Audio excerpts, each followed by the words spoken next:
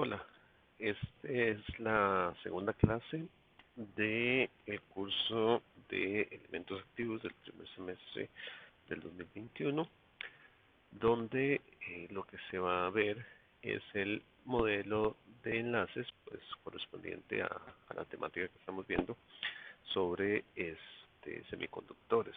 Corresponde a la clase del 29 de julio del 2021. Ok. Los principales semiconductores que se usan en la industria son el germanio, el silicio y el arseniuro de galio, perdón. Este, históricamente, pues el primero que se empezó a utilizar es el germanio por la facilidad para obtener el semiconductor en estado puro. Luego, se empezó a trabajar con el silicio por un asunto de mejores propiedades, solo que el refinamiento del silicio para obtener el silicio puro pues vino después tecnológicamente, pero desplazó totalmente el germanio, principalmente porque el germanio tiene mayores problemas de estabilidad con la temperatura, lo cual no quiere decir que no se esté utilizando hoy en día. Hoy en día es un semiconductor que se sigue utilizando. Y en los últimos años ya el arseniuro de galio es el semiconductor que no es un semiconductor puro, sino que es pues una aleación de dos materiales, el que se viene utilizando porque tiene mayores propiedades. Sin embargo, pues la tecnología todavía está en desarrollo y aún no desplaza al silicio, aunque pues cada vez toma más fuerza. Ok, en el modelo de Bohr, lo cual ustedes ya deben de conocer en sus cursos de física y química, son aspectos que deben de haber abordado. El modelo de Bohr muestra el modelo atómico y entrelazado de los átomos de los distintos elementos. En el caso del silicio, pues tenemos que su núcleo, compuesto por sus neutrones y protones, está aquí. Están las diferentes bandas de energía y en la banda externa pues tenemos los electrones de valencia, lo que llaman acá su capa de valencia. El caso de el silicio, estamos hablando de que se tienen 4 electrones de valencia, que son los que están en la capa más externa y que fácilmente se pueden incorporar con una cantidad relativamente pequeña de energía, se puede incorporar a la banda de conducción. En el caso del germanio, pues también tenemos 4 electrones de valencia. En su capa externa vemos que está conformado por muchos más electrones, de hecho 32 electrones versus 14 que tiene el silicio. Está en una configuración de este tipo, entonces en la capa externa también tiene 4 electrones. El caso del galio, si lo vemos pues, por aparte, tiene 3 electrones de valencia y en el caso del arsénico tiene 5 electrones de valencia. Y esta es la configuración básica que hay que entender, hay que tenerla claro porque es importante en los procesos de conducción entender cuál es el comportamiento de estos átomos y estas partículas. Esos electrones, bueno, ya un poquito lo mencionaba y es algo que yo creo que ustedes conocen, ¿verdad? Se denominan electrones de valencia, los que están afuera, que tienen la característica, como les decía, de que con una energía relativamente baja en comparación con el resto de electrones, pueden ser removidos de la estructura. Eso es lo que decimos que pasan en un estado de conducción. Pueden estar en un estado de conducción, ya vamos a elaborar un poquito más eso. Pero básicamente lo que hay que tener claro es que remover o extraer estos electrones de las capas inferiores de energía del átomo requiere una cantidad de energía alta en comparación con los que están en la banda más externa. Entonces, los electrones que están o los electrones de valencia tienen la importancia de que pueden participar fácilmente en los procesos de conducción y es con ellos precisamente con los que, por decirlo de alguna manera, se puede jugar para poderlos incorporar a los procesos de conducción mediante diferentes técnicas que estaremos elaborando más adelante en el curso. Ahora, el modelo de enlaces propiamente, el modelo de enlaces pues describe los átomos y sus enlaces, ¿verdad? Donde decimos los enlaces, entonces quiere decir cómo es la estructura de un material a partir del conjunto de átomos y cómo es que ellos están unidos. En este modelo pues se utilizan círculos para describir un átomo como tal y se establecen líneas para hacer lo que se llama un enlace covalente, que es el enlace que une un átomo con otro átomo. En el caso, por ejemplo, del silicio y el germanio, tienen 4 enlaces porque hay un enlace por cada electrón de valencia. Entonces, estaríamos hablando de 4 enlaces que provee cada uno de los átomos. Cuando tenemos un átomo en la vecindad de este provee a su vez otro enlace y entonces empezamos a ver la estructura. Cada uno está rodeado pues, de una cantidad de átomos que le provea o que le complete los enlaces y de esta manera nos damos cuenta cómo cada átomo, bueno, eso habría que seguirlo ahí en toda una estructura, pero vemos que para un átomo en particular va a estar compuesto por 8 enlaces, 4 enlaces provistos por sus propios electrones de valencia y 4 enlaces provistos por los electrones de los átomos circundantes. Esto es cierto para el silicio y también para el germanio. Para ambos esto es correcto. Ahora, pasando a dibujos más bonitos, estaríamos hablando acá que para el silicio, pues aquí se ve. Aquí además están representados los electrones que están en la región más externa, como decíamos, y las líneas, bueno, aquí un poquito curvas, hay modelos que los hacen así curvos, otros de líneas rectas, este es el que viene en el Boyleston, muestra pues con líneas un poquito curvas en el modelo y el círculo pues, que describe el átomo donde están el núcleo con sus neutrones y protones, además de los electrones de las capas inferiores, el silicio que tiene 14 electrones, entonces estamos hablando de que tiene 14 electrones, estaríamos hablando de 4 externos de valencia y 10 internos que están por ahí. Y ese es el modelo de enlaces para el silicio. El modelo de enlaces para el germanio es básicamente el mismo. Esto es del Boyleston. El Boyleston no trae para el germanio, nada más dice que son iguales. Sustituye silicio por germanio, pero bueno, buscando alguna otra imagen, pues se ve así, lo que les decía. Son modelos distintos, pues para explicar, pues, lo mismo. En el caso del arsenuro de galio, sí es interesante. Es interesante porque recuerden que estamos hablando de átomos de uno que tiene o puede tener 3 enlaces porque tiene 3 electrones de, de valencia y otro que puede tener 5. Estaríamos hablando de algo así. Entonces, tienen que completarse los enlaces y entonces de ahí sale una estructura pues interesante. La estructura es esta. Para visualizarlo más fácil, se pone el arsénico en el centro con sus 5 electrones. Estaremos hablando, vean, voy a resaltarlos por acá. Estaríamos hablando de 1, 2, 3, 4, 5, rodeado del galio que está externo y entonces cada uno tiene pues sus 3 y deben completarse los enlaces. Entonces, se hace una estructura interesante, es una estructura diferente donde todos estos enlaces están completos. Esto siempre va a ser cierto, ahorita lo vamos a ver, a temperatura de 0 Kelvin, o sea, el cero absoluto, todos los enlaces pues están completos mantienen esta estructura de manera muy simétrica en el caso de semiconductores puros, ¿verdad?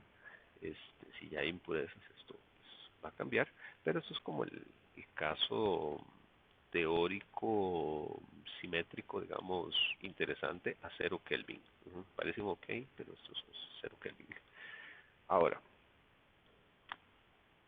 algo interesante que ocurre es, bueno, ¿qué pasa cuando el material gana temperatura? Como les decía, el estado de equilibrio, simétrico que les decía 0 Kelvin, pues todos los átomos de silicio forman enlaces con sus 4 vecinos más cercanos. El silicio, tal vez aquí sería bueno decir, ¿verdad?, que estamos hablando de silicio, de germanio, entonces así, pero también el arsenio de galo pues completa todos sus casos, ¿verdad? Este, Eso es lo que tenemos ahí. Eh,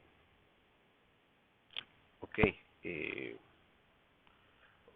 entonces eso es lo que vamos a tener ahí. Tenemos una estructura completa, que es lo que les decía. Entonces, en ese caso se dice que las bandas de valencia están llenas y las bandas de conducción estén vacías. Más adelante tenemos que hablar un poquito del modelo de bandas. Pues es algo que, que yo creo que ustedes conocen, ¿verdad? Los modelos de bandas son modelos de energía. De momento hablemos solo de la banda de valencia y la banda de conducción, que son niveles de energía. Recuerden que son niveles discretos de energía. Entonces, a este punto, ¿de qué es lo que hablamos? De que los electrones, digamos, germanio y arsénico, germanio y silicio, perdón, están en la banda de valencia. Y eso está así a 0 Kelvin.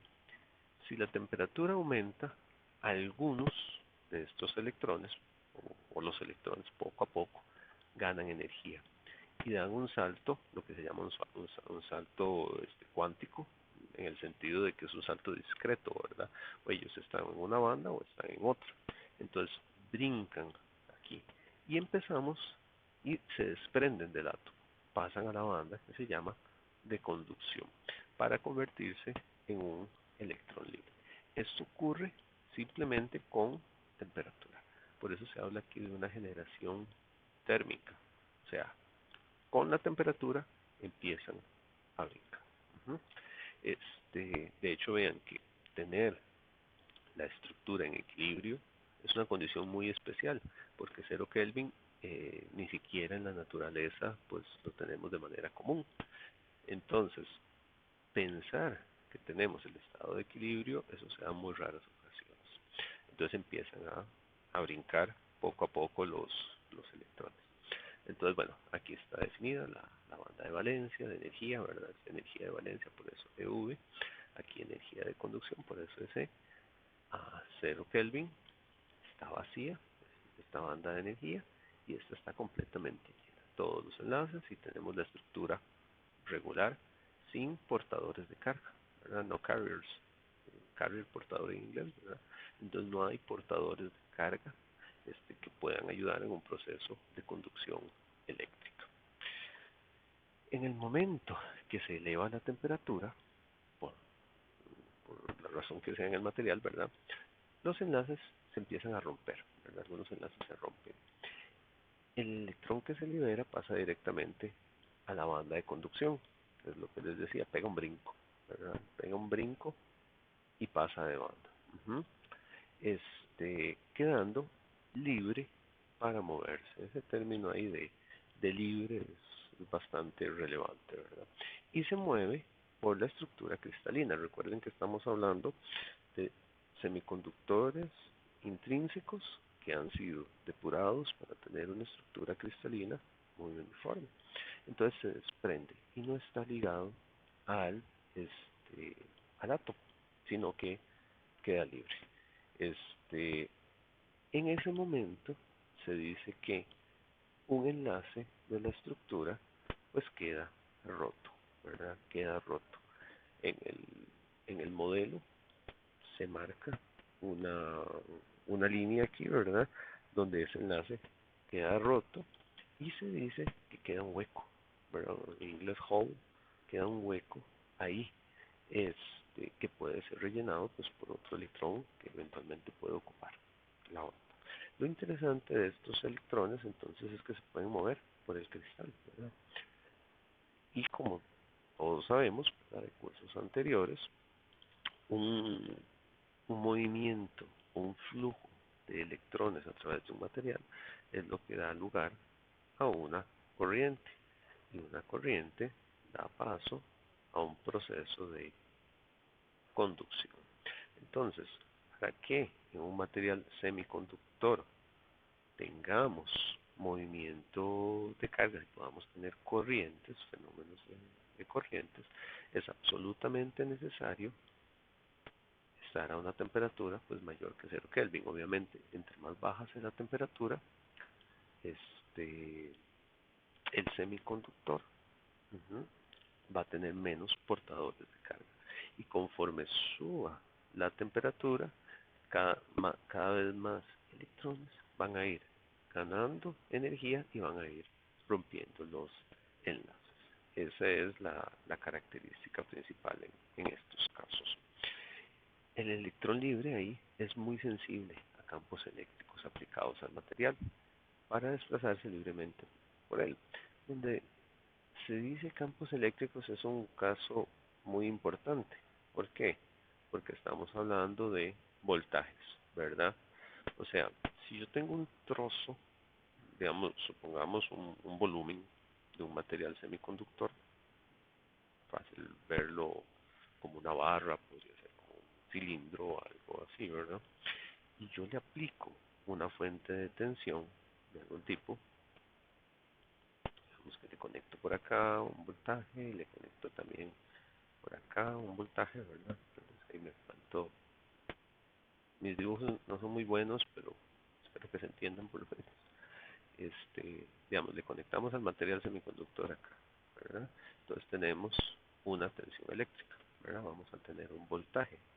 En el momento que tenemos un voltaje, vamos a tener una diferencia de potencial de un lado al otro, estableciéndose un campo eléctrico. Ahí se establece un campo eléctrico en el material.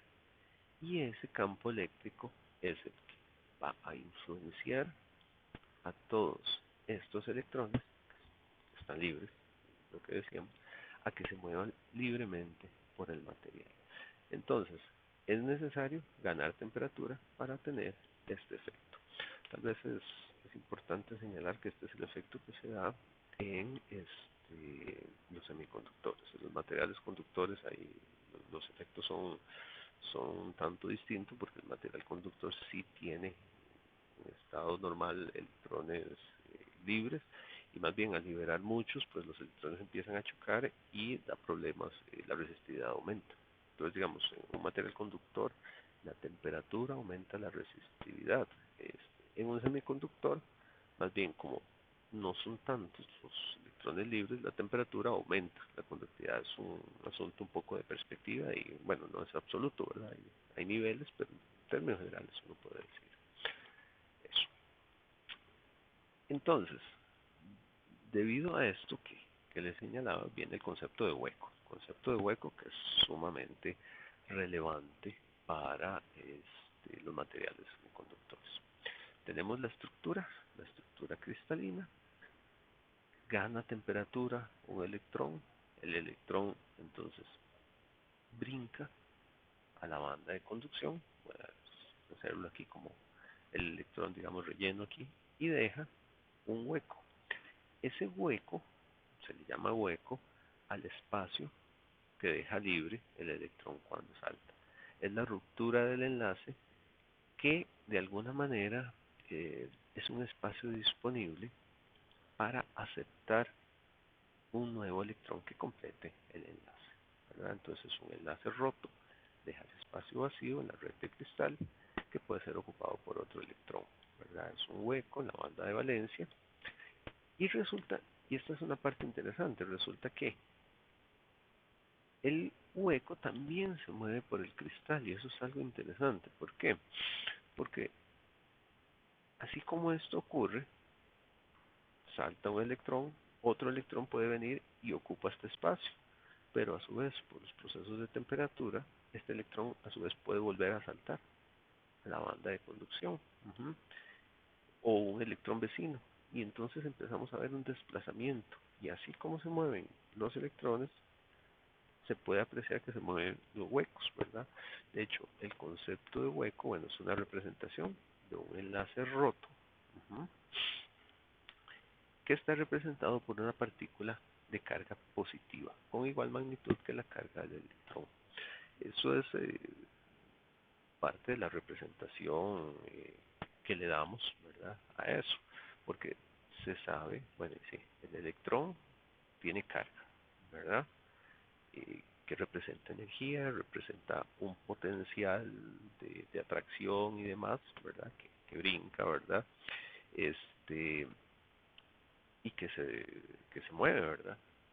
Cuando el enlace queda roto, debido a que la naturaleza siempre pues, quiere llevar al equilibrio a los a todo, ¿verdad? Todo va para el equilibrio. Este, así como saltó ese electrón, entonces queda un enlace ahí que está dispuesto a recibir otro electrón y que lo está atrayendo realmente. Entonces, esa atracción, esa fuerza que eventualmente establece el enlace, ¿verdad? Para un electrón que ande por aquí y que eventualmente pueda dar el salto a nivel de energía a la banda de valencia, uh-huh, se representa, ¿verdad? Ese poder de atracción que genera el hueco se representa como una carga.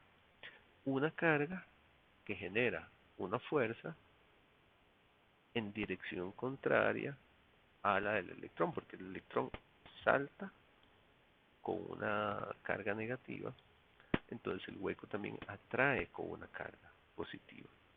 Y entonces, aunque el hueco no es una partícula, se puede conceptualizar como tal, como si fuese una partícula, un hueco, con una carga positiva, uh-huh, por una carga positiva. Dependiendo de la literatura, dependiendo de los libros, a veces se representa electrón hueco, se puede hacer una representación así, a veces se hace a nivel de sus cargas. Entonces a veces se dice que esto es una carga negativa, N, y esta es una carga positiva. A veces incluso se hace más explícito totalmente con el signo. A lo que voy es que a veces se representa de una u otra manera, ¿verdad? O sea, el electrón como una carga negativa, E menos, o negativo, N menos. El hueco como una carga H positiva. Afortunadamente en inglés hueco también se escribe hole, se escribe con H, entonces tenemos la misma representación. O positivo, P más. Entonces, se los digo porque lo van a estar viendo y dependiendo, a veces uno brinca de un libro al otro o busca alguna cosa en internet, ve una u otra representación y pues nos toca acostumbrarnos a ambos. Y entonces ahí tenemos la representación esta, ¿verdad? Entonces, los electrones y los huecos empiezan a interactuar en el proceso de conducción, ¿verdad? Y se habla de una corriente de huecos, ¿verdad? ¿Por qué una corriente de huecos? Bueno, porque si yo me pongo a pensar en la estructura, así como uno piensa que, digamos, ahorita van a ver una imagen más bonita después, así como los electrones van a dejarlos llenos, ¿verdad? Se van moviendo de un lado para el otro, ¿verdad? O sea, el hecho de que el electrón salte, para que él salte a través de la estructura necesitó huecos que lo fueran recibiendo. Así, entonces, si el electrón se mueve para allá, resulta que el hueco se mueve para el otro lado, ¿verdad? Entonces vamos a tener los huecos que se mueven para el otro lado, ¿verdad? Porque es ir ocupando estados de energía. Entonces, conforme un hueco está desplazándose para un lado, el, el electrón para el otro lado, ¿verdad? Entonces, ahí tenemos los huecos ahí que están representados de esa manera. Podríamos cambiarle el nombre incluso a la canción de Aerosmith, ¿verdad? A Hole in My Soul, a Hole in My Atoms. que están presentes por ahí. Aquí se ve un poquito mejor la representación, el movimiento, los portadores de carga libres, electrones y hueco, causa un flujo de corriente en el semiconductor, ¿verdad? Entonces vean cómo aquí se ven los electrones, así, cuando este electrón se mueve para allá, uno ve que el hueco, va a dibujarlo aquí así, azul, el hueco se movió para acá, ¿verdad? O sea, cuando este electrón se movió a la izquierda, el espacio disponible se movió hacia la derecha. Entonces, en el siguiente movimiento, este electrón ocupa ese espacio y entonces deja un espacio atrás y se conceptualiza como que el espacio se movió para el otro lado. Entonces, eso es un movimiento, ¿verdad? Que se sigue dando una y otra vez. Entonces uno empieza a ver que así como los electrones se mueven, los huecos también se mueven, ¿verdad? Y es un fenómeno este, muy interesante que se da en los semiconductores, que tenemos ese movimiento. Entonces, conforme los electrones se mueven a la izquierda para rellenar un hueco, el hueco se mueve a la derecha, ¿verdad? Entonces, tenemos una corriente de huecos, es una equivalencia de cómo se está moviendo, ¿verdad? Eso, si lo quieren conceptualizar de otra manera, imagínense las instituciones públicas ahora con la vacunación, ¿verdad? Que tenemos un montón de sillas donde la gente está jugando la sillita caliente, ¿verdad? Y tenemos el montón de espacios. Uno puede conceptualizar que cada vez que se libera un espacio, uno puede estar viendo que una persona está desplazándose a la vez, ¿verdad? Las personas podrían ser como los electrones. Entonces tenemos el movimiento de este de electrones hacia un lado, pero ustedes también lo pueden conceptualizar eso como que el espacio vacío, porque siempre queda una silla vacía en algún momento, ¿verdad? No es un cambio inmediato, ni nadie se le sienta en los regazos al otro, se está moviendo para el otro lado. Se está moviendo para el otro lado, desplazándose hasta que finalmente ese espacio vacío, pues bueno, en algún momento sale, ¿verdad? Este, y entonces tenemos un movimiento de personas en un lado y en el otro lado tenemos un movimiento de silla vacía para el otro lado, ¿verdad? Ahí me disculpan, les acabo de arruinar para siempre el proceso de esperas en instituciones públicas. La próxima vez que estén haciendo fila para, para algún servicio no lo van a ver igual, ¿verdad? Van a empezar a ver cómo el espacio vacío también se mueve. Pero bueno, esto es relevante. Entonces, bueno, aquí hay otra imagen, ¿verdad? Se ve cómo, aquí lo vemos, ¿verdad? Vean que tenemos la conducción de electrones que se mueven para un lado y por otro lado tenemos la conducción de huecos que se mueven para el otro lado, ¿verdad? Y se van de un lado para el otro. Si lo ponemos en perspectiva con lo que es la corriente convencional, la corriente este, definida, ¿verdad? Siempre con las fuentes y demás, pues nos vamos a dar cuenta que la corriente de huecos tiene la misma dirección de la corriente técnica o corriente convencional. O corriente convencional. Tal vez ahí es adecuado agregar el término de corriente convencional también. Se usan los dos términos, técnica convencional, ¿verdad? Recuerden que la convencional es contraria a la dirección del flujo de electrones. Recuerden que los flujos de electrones va en este sentido, ¿verdad? Los electrones se están moviendo para allá, pero por una cuestión de convención siempre dibujamos la corriente hacia el otro lado. Entonces, los electrones van a ir para allá, ¿verdad? Y entonces los huecos van a ir para allá en dirección de la corriente convencional.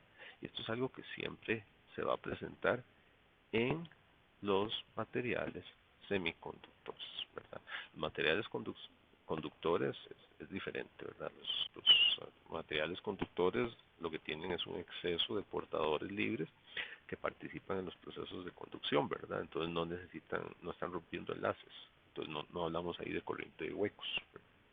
Entonces hago la aclaración, lo digo varias veces porque conceptualmente, digamos, es importante que lo tengan claro. Entonces ahí tenemos la corriente de huecos.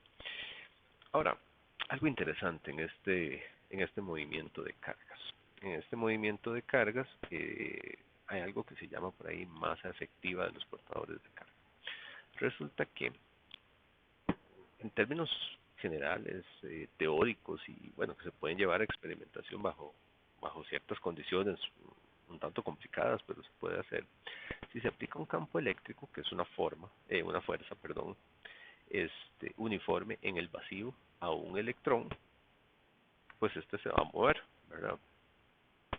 Aquí es donde les digo que es un caso muy especial teórico, ¿verdad? Porque agarrar un electrón y ponerlo en el vacío y aplicarle una fuerza, bueno, eso solo en condiciones de laboratorio lo vamos a poder obtener, no es algo sencillo. Pero bueno, si eso se hace, el campo eléctrico va a ejercer una fuerza sobre la partícula, una fuerza de atracción, ¿verdad? Entonces vamos a tener aquí una tensión, ¿verdad? Que se va a ver reflejada de esa manera, el campo eléctrico apuntando en esta dirección y atrayendo al electrón.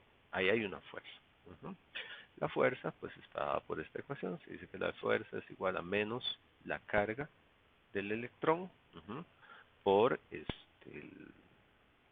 el campo eléctrico que vamos a tener, que está presente ahí. Ok. Eh, la carga eléctrica, ¿verdad? Que es igual, es menos Q por el campo eléctrico, y eso es igual a la masa del electrón por la razón de cambio de la velocidad en el tiempo. O sea, la derivada de la velocidad, la aceleración. Tendríamos ahí donde m sub 0, que es la masa del electrón, es 9.1 por 10 a la menos 31 kilogramos. Y v es la velocidad del electrón. Aquí me faltó agregar la carga del electrón, pero bueno, eso es un valor común ahí que se puede, después lo agregaré en la presentación. Que tal vez es importante que lo tenga ahí a nivel de resúmenes y formularios. Esto es el caso teórico. Sin embargo, esto no es lo que ocurre en el semiconductor. ¿Por qué no? Porque en el semiconductor tenemos una estructura cristalina donde los electrones no se mueven tan fácilmente. Digamos, este se está moviendo en el vacío. En la estructura, pues los electrones van moviéndose y van chocando, ¿verdad? Hay una gran cantidad de elementos. Si la estructura es cristalina, pues es un poco más ordenado el movimiento, pero no deja de ser una complicación adicional estar ocupando huecos, saltando y ocupando otro hueco, saltando y ocupando otro hueco, ¿verdad? Eso hace que el movimiento, digamos, que haya acá, este, no sea tan sencillo. Uh-huh. ¿Cómo? Entonces, digamos, la fuerza en el semiconductor es diferente de la del vacío. ¿Cómo se resolvió esto? ¿Cómo resolvieron los físicos eso? Bueno, hablando de lo que se llama una masa efectiva. ¿Qué es la masa efectiva? El valor para que esto calce, básicamente. ¿En qué sentido? Bueno, lo que les decía, ¿verdad? En sólidos, ya en un material, vea que este está en el vacío, este ya es un sólido, la fuerza no se puede calcular tan fácilmente, ¿verdad? Porque intervienen otros factores como fuerzas electrostáticas, electrones y colisiones con el cristal. Obviamente va a requerir más fuerza para mover el electrón en la estructura cristalina. Entonces, lo que se resolvió es, bueno, cuál es o qué número podría representarnos la masa del electrón como si fuese la del vacío, ¿verdad? Pero en una estructura. Y a eso se le llama masa efectiva. Entonces, se hace la definición de masa efectiva. Vean que la ecuación es exactamente la misma. Acá, digamos, está Q por E, que eso no cambiaría, pero a nivel de esta ecuación hablaríamos de la masa efectiva del electrón. ¿Ven lo que les decía aquí? Se usa M para masa, N para decir que es un electrón porque es de carga negativa. En alguna literatura pueden encontrar algo como esto. Incluso no sé si en el curso en algún momento podría venir así. Se le pone el asterisco para decir que es el valor efectivo. Aquí es que se usó el sub-cero porque se dice que es la masa en el vacío, ¿verdad? Por eso es que se usa sub-cero. Alguna literatura también lo puede reportar como M N sub 0 o M E sub 0, ¿verdad? Varía un poquito. Aquí se está reportando en N, ¿verdad? Por la derivada. Entonces, va a ser un valor distinto. Debido a que se requiere más fuerza, pues esta masa efectiva va a ser mayor que esto, ¿verdad? Este es el menor valor que vamos a tener, 9.1 por 10 a la menos 31 kilogramos. Para masas efectivas vamos a tener estos otros valores. Entonces, eso toma en cuenta el potencial del cristal y permite, bueno, tratar a la partícula como si fuera una partícula libre en el vacío. El hecho de ponerlo de esta manera es para simplificarse la vida. Y nos simplificamos un montón la vida. ¿Por qué? Porque es más fácil simplemente corregir la ecuación con una masa efectiva en lugar de trabajar con esto y estarlo corrigiendo con las colisiones y un montón de factores que se dan ahí. Entonces eso ayuda mucho, ¿verdad? Ahora, con los huecos pasa lo mismo. O sea, yo también puedo pensar que el hueco se desplaza libremente por el cristal, ¿verdad? Entonces, así como yo muevo el electrón para un lado, el, el, el hueco pues, también se mueve en dirección contraria, ¿verdad? Ese hueco pues va a experimentar también una fuerza debido al campo eléctrico. El campo eléctrico va a expresar o va a provocar un movimiento de esos huecos, ¿verdad? De ahí viene la conceptualización de pensar que el hueco es una partícula que también tiene masa efectiva, ¿verdad? Vean que se pone partícula así entre paréntesis y en itálica, ¿verdad? Es como cuando uno levanta la mano, hace los dos deditos, ¿verdad? Una partícula que también tiene masa efectiva, pero es una conceptualización que es útil. Y especialmente es útil porque resulta que la masa efectiva de huecos y electrones es distinta, no es igual. Y hay sus consideraciones de por qué no es igual la masa de uno o la masa del otro. Y básicamente tiene que ver con el hecho de que cuando el electrón se mueve, el electrón realiza movimientos de choque, ¿verdad? Y el hueco no. El hueco no choca con nada, simplemente, ¿verdad? Donde el hueco se mueve, el electrón se mueve, perdón, él tiene que hacer un movimiento, por así decirlo, adicional, ¿verdad? Si yo tenía un enlace, un espacio aquí, ¿verdad? Y aquí teníamos un electrón. Ujú. Para que el electrón se mueva de un lado al otro, ¿verdad? Y ocurra esto, el electrón tiene que saltar, pasar de su banda de valencia a su banda de conducción y bajar de la banda de conducción a la banda de valencia. Lleva un movimiento ahí. El hueco no, el hueco no salta de bandas, el hueco simplemente estaba en un lado y después está en el otro. Ujú. Tienen un cambio ahí, ¿verdad? De ese tipo, ¿verdad? Entonces no son iguales los valores. Aquí se reportan algunos valores para los semiconductores más comunes, silicio, germanio y arsenuro de galio. Aquí a 300 Kelvin. 300 Kelvin es lo que vamos a considerar como temperatura ambiente, son como 26 grados, una cosa así. Se usa básicamente por eso un número cerrado, que es como el más común, eh, una temperatura que puede ser de operación para un dispositivo, ¿verdad? Por el calor que genera. Y entonces, aquí se reportan masas efectivas en términos relativos. Vean cómo se está reportando. Para que le pongan atención, se reporta como mn asterisco sobre m sub 0, ¿verdad? Entonces, por ejemplo, para el silicio se dice que es 1.18. ¿Qué quiere decir eso? Que la masa efectiva del electrón, carga negativa, efectiva asterisco, es igual a 1.18 veces, es 1.18 veces la masa del electrón, ¿verdad? Mn se ve de esa manera, 1.18 m sub 0, donde m sub 0 es el valor de referencia. Se dice de esa manera. Entonces, ahí yo lo puedo calcular. Lo que pasa es que es mejor trabajar con valores relativos, pues los números son más bonitos, ¿verdad? Los números son más bonitos, 1.18, 0.55, 0.066. Aquí está para los huecos, ¿verdad? Huecos, podría ser MH, pero es MP, ¿verdad?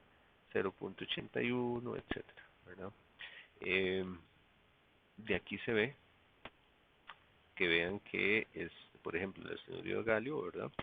Es tiene una masa efectiva, una masa efectiva que es menor que la masa del electrón al vacío, ¿verdad? Esa es la masa efectiva debido a las características del material. ¿Ok? Entonces, esta tablita, estos son valores que deberían guardar por ahí, tener en algún resumen, en algún formulario, porque son valores que se llegan a utilizar más adelante. Cuando yo tengo, digamos, según lo que decíamos, ¿verdad? Gana temperatura los, los elementos, entonces resulta que los elementos empiezan a tener electrones libres. Entonces tenemos una concentración de portadores. ¿Qué son portadores? Los electrones que saltaron a la banda de conducción. Es relevante saber cuántos portadores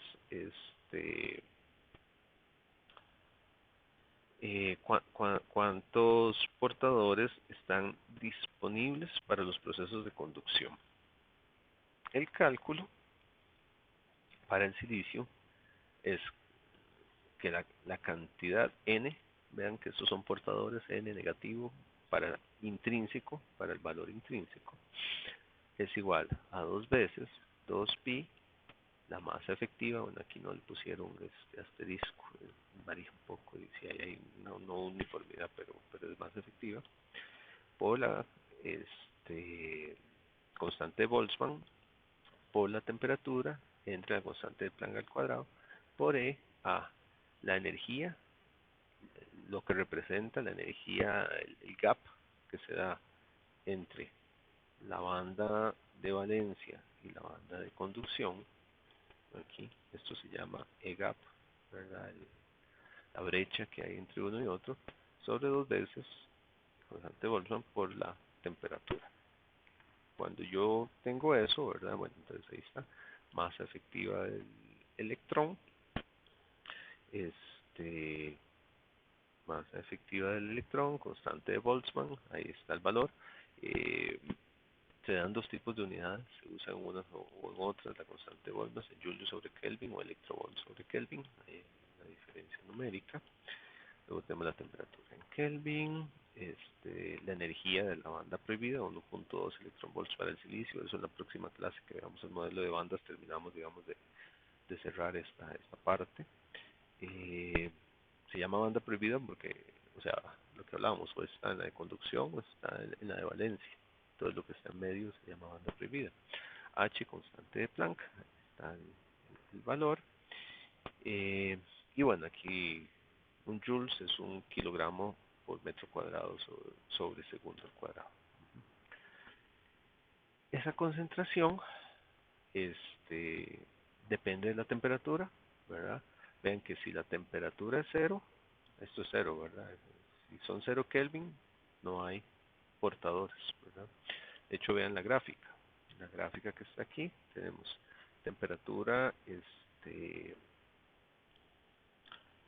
temperatura acá, de parte de 0 Kelvin, ¿verdad?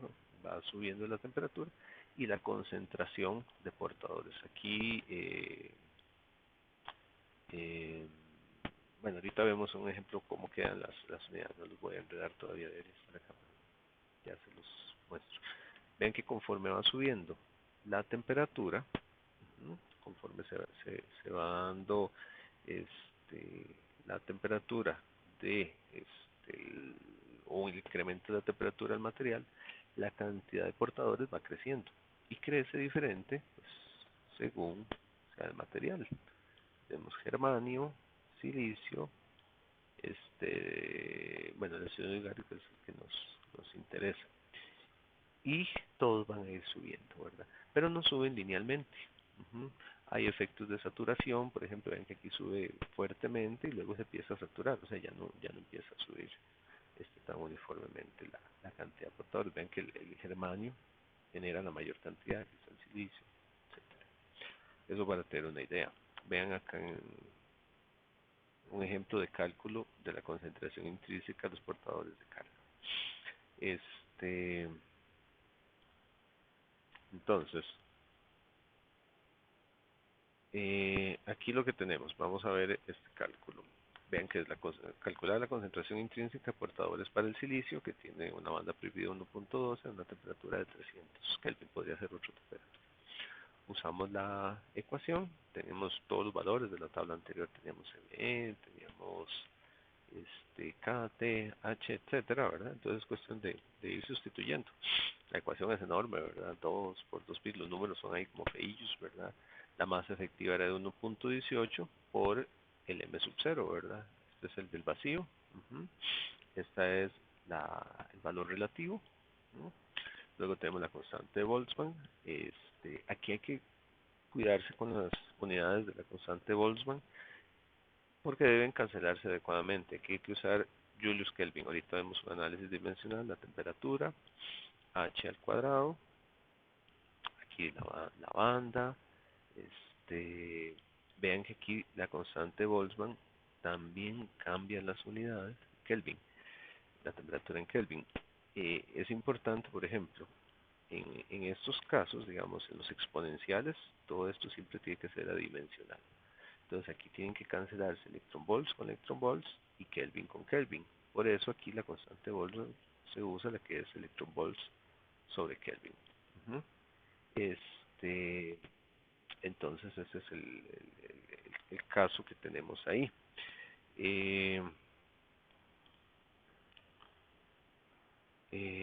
Ok, ahora en el otro lado también debe haber una cancelación de unidades, por eso joules se ponen joules para que se cancelen esos valores que están por ahí, aquí Kelvin con Kelvin. De hecho, si uno hace el análisis dimensional de las unidades de NI, ¿verdad? Entonces aquí están todas, ¿verdad? Lo que les decía. Entonces se cancelan, ¿verdad? Entonces joules con joules, Kelvin con Kelvin. Aquí todo esto tiene que ser adimensional, ¿verdad? Eso se va, entonces me quedan kilogramos sobre bueno, me queda un joules aquí, ¿verdad? Porque estos son joules al cuadrado. Uh-huh. Y segundo al cuadrado, ¿verdad? Se cancela con uno que está ahí. Entonces queda kilogramos sobre joules segundo al cuadrado. Esto no aporta nada. Uh-huh. Entonces tenemos elevado a la 3 medios. Este, expandiendo el joules, teníamos antes la equivalencia, ¿verdad? Kilogramos metros cuadrados sobre segundo al cuadrado. Se cancelan por ahí. Bueno, y kilogramos con kilogramos, ¿verdad? Entonces queda uno sobre metro cuadrado, la raíz cuadrada, y eso que está ahí, si se trabaja la, la raíz, esto queda a la 6, ¿verdad? Entonces me va a quedar, digamos aquí vamos a tener 1 sobre m cuadrado, ¿verdad? Y entonces es raíz cuadrada a la 3, ¿verdad? Entonces me queda m a la 6, y entonces va a salir m a la 3. Entonces las unidades de esto es 1 sobre metro cuadrado. El resultado numérico de esta cosa, si lo metían en calculadora, les daba 1.0985 por 10 a la 6. 1 sobre metro cuadrado. O sea, ¿Cómo interpreto yo este valor? Es la cantidad de portadores en la estructura, ujú, por metro cuadrado. Lo que pasa es que esa cantidad de portadores no es una unidad del SI, simplemente es la cantidad. Entonces, digamos, a nivel de SI, las unidades simplemente van a ser metros a la menos 3. Pero esto, 1 sobre m a la menos 3, 1 sobre m a la 3, perdón, ¿verdad? Yo lo voy a entender, podría verlo como portadores sobre metro cúbico, perdón, no cuadrado, metro cúbico, porque es por unidad de volumen. O sea, en un volumen, ¿cuántos portadores tengo? Usualmente, pues los metros eso es grandísimo, ¿verdad? Imagínense, un cubo de 1 metro, ¿verdad? 1 metro por 1 metro de alto. Entonces se suele pasar a centímetros cúbicos. ¿No? Se suele pasar.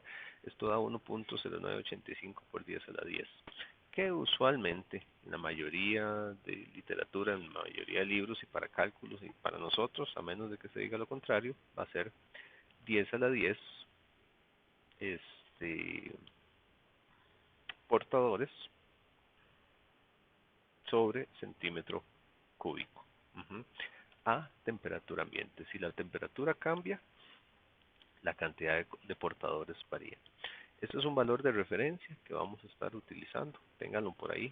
Entonces escribir que NI es igual a 1 por 10 a la 10 centímetros a la menos 3, ¿verdad? Es un valor de referencia, pero recuerden que eso es a 300 Kelvin. A 300 Kelvin esa es la cantidad.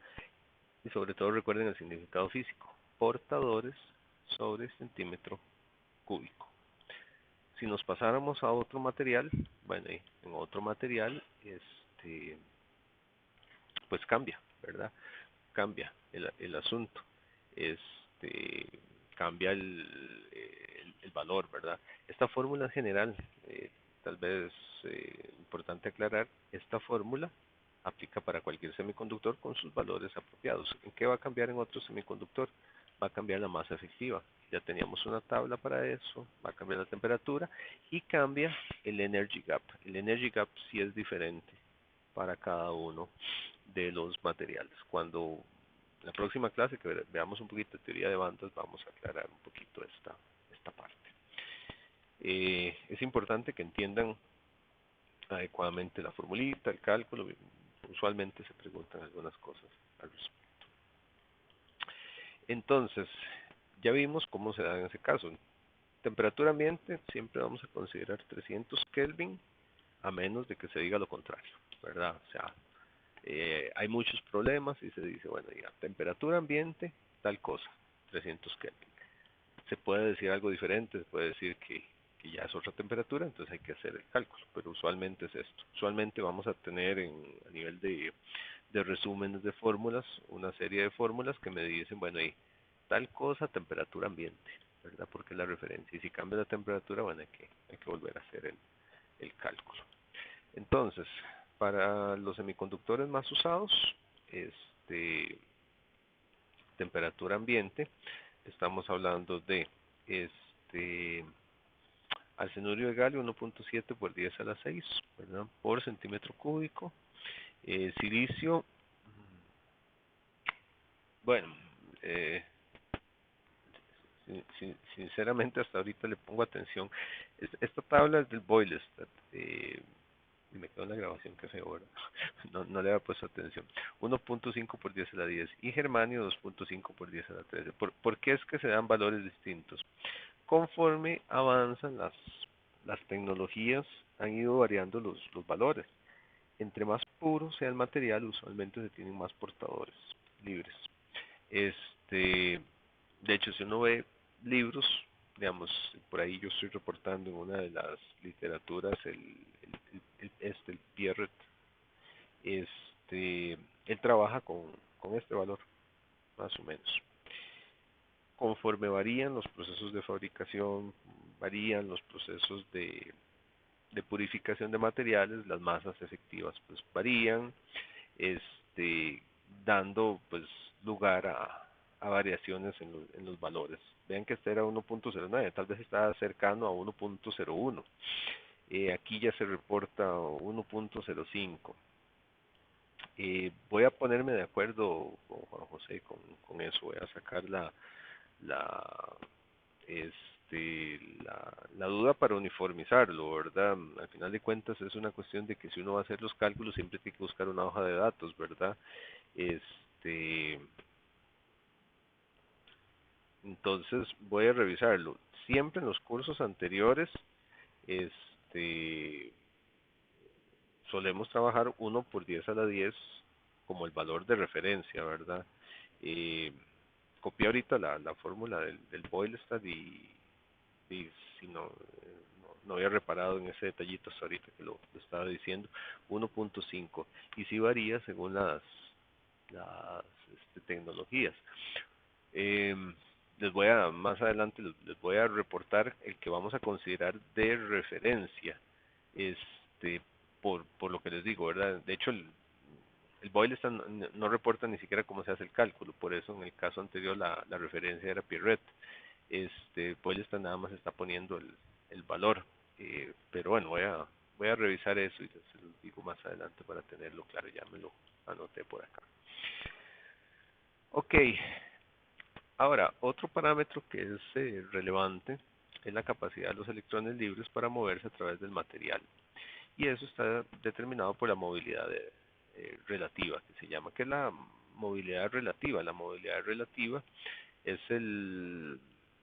la facilidad con que se pueden mover los electrones. No es lo mismo en todos los materiales, por lo que les decía, choques de estructuras y demás, cuando se evalúa de un semiconductor a otro, en uno se mueven más fácil que otro. Esto también es de Boylestad y bueno, se reporta para el silicio 1500, un valor de 1500 centímetros cuadrados sobre volts segundo.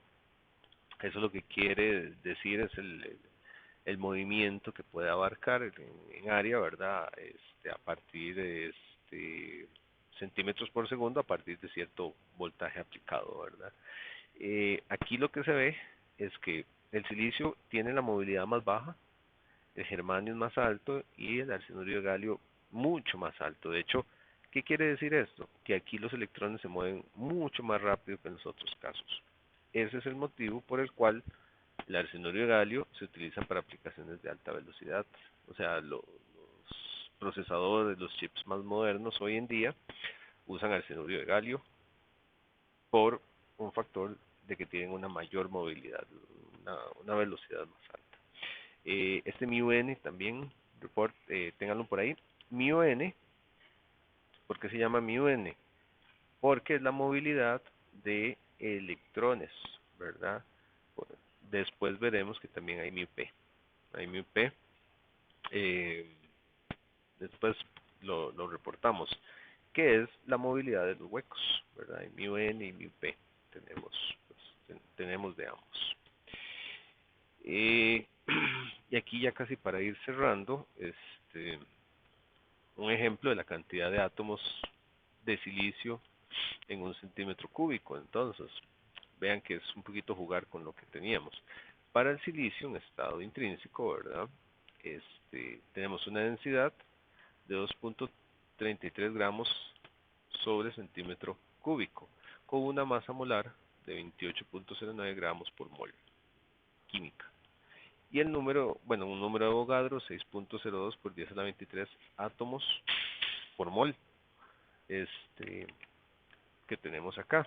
Entonces, podemos calcular la cantidad de átomos de silicio, que hay un trozo de un centímetro cúbico, y la cantidad de enlaces existentes acá. ¿Por qué? Porque sabemos que por cada átomo, cada uno tiene 4 enlaces, ¿verdad? Aporta 4 enlaces. Entonces podemos revisar este cálculo. Y podemos ver también, sabiendo temperatura ambiente, ¿verdad? La cantidad de portadores que tenemos, sabemos la cantidad de enlaces rotos. Porque cada portador libre que tenemos aporta un enlace roto, ¿verdad? Entonces podemos hacer algunos números acá interesantes. como se hace en química. Entonces tomamos 2.33 gramos sobre centímetro cúbico, ¿verdad? Un mol tiene 28.09 moles por gramo, ¿verdad? El mol, la medición de la cantidad de materia. Entonces, a este punto, bueno, eso nos sirve para cancelar, ¿verdad? Gramos con gramos. Y adicionalmente, con el número de Avogadro, ¿verdad? Entonces aquí podemos cancelar gramos con gramos, moles con moles, y tenemos la cantidad de átomos sobre centímetro cúbico. Entonces, hacemos el numerito ahí, y tenemos 4.99 por 10 a la 22 átomos sobre centímetro cúbico. Con eso es la cantidad de átomos, en este caso para el silicio, porque estos valores son de silicio. Ujú. Ahora, 4.99 por 10 a la 22 átomos, donde cada átomo tiene 4 enlaces, ¿verdad? Entonces la cantidad de enlaces que tenemos es de 1.996 por 10 a la 23 enlaces. Y adicionalmente, ven lo que les decía, siempre hemos utilizado la referencia de 1 por 10 a la 10 electrones libres a temperatura ambiente, que es lo que se reportaba acá. Entonces tenemos 1.996 por 10 a la 23 enlaces, ¿verdad? Entre 10 a la 10 electrones libres. Entonces, ¿qué nos da esto? La cantidad de enlaces que rotos, ¿verdad? Que vamos a tener 1.996, ahí lo que cambia es el exponente por 10 a la 13 enlaces por electrón. Son numerillos sencillos, pero hay que tener cuidado, ¿verdad? Hay que recordar un poquito las cuestiones de química, a veces se pregunta una que otro cálculo de este tipo, ¿verdad? Vean que eso significa que hay un solo enlace roto, electrón libre, en 2 por 10 a la 3 enlaces. Eso es porque es muy usual en estos casos que esto se cierre y se diga que esto es aproximadamente 2 por 10 a la 13. Entonces tenemos un enlace roto, ¿verdad? Un electrón libre por cada 2 por 10 a la 13 enlaces, que si dividiéramos esto entre 4, ¿verdad? Nos da la cantidad de electrones libres por átomo. Eso también podríamos jugar con ese cálculo de ese valor. Y listo. Bueno, por hoy, por esta clase, pues quedamos acá. Estos son como los cálculos que teníamos acá. Generalmente cuando la clase es asíncrona, pues uno avanza un poquillo más rápido porque de ahí no se ven las dudas y demás. Con esto cerramos aquí y nos estaríamos hablando para la próxima clase del martes, la cual sí va a ser